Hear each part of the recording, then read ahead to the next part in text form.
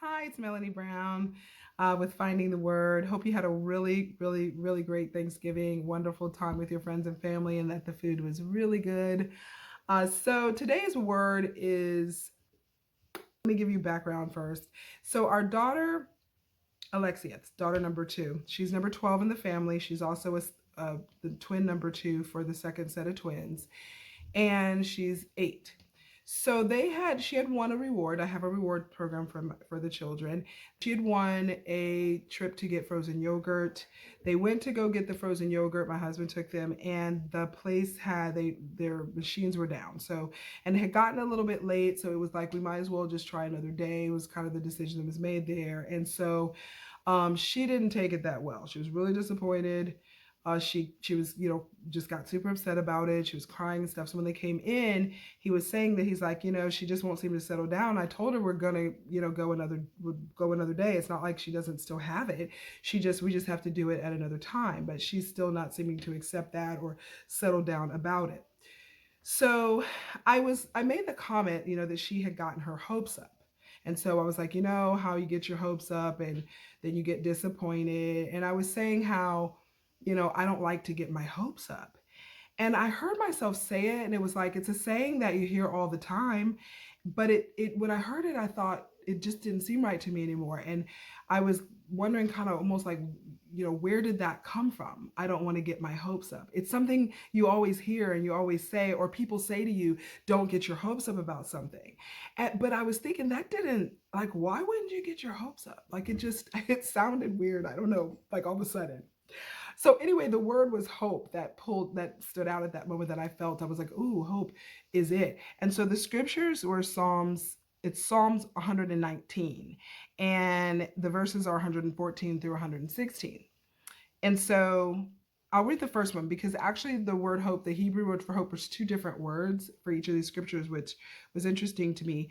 So the first one is, Thou art my hiding place and my shield. I hope in thy word. And that's 114, verse 114. And the word for hope there in Hebrew is yachal. All right. I said I was going to get something to say these words. I know I did. And I didn't get a chance to. I am still working on that. So, yakal. And it's to wait for, await, to expect, to be patient, trust, stay, tarry, or to wait. So, 115 is, Depart from me, ye evildoers, for I will keep the commandments of my God. 116, Uphold me according unto thy word, that I may live, and let me not be ashamed of my hope. So that I thought was, interesting too. Let me not be ashamed of my hope. Now, the second one is expectation. That Hebrew word is seber. So really, it was like in the first hope, it is waiting, expecting, being patient, trusting, tearing, and then not to be ashamed of that expectation. Going back to the situation, it was like, honestly, I felt like getting your hopes up is because she was expecting it to happen that day. It didn't matter that it was going to be another day or that it was still going to happen.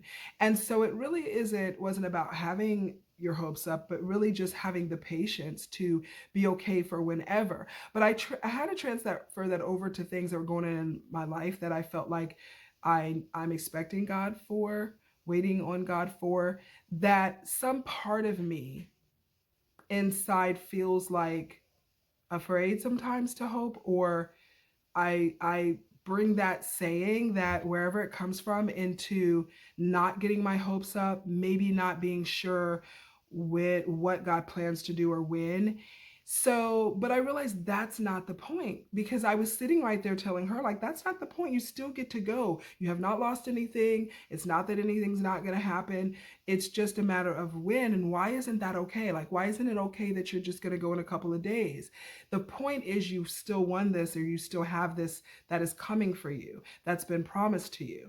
So I feel the word, and hopefully this is coming off right, because like I said, I didn't have it in words, I guess, but I knew that it meant something.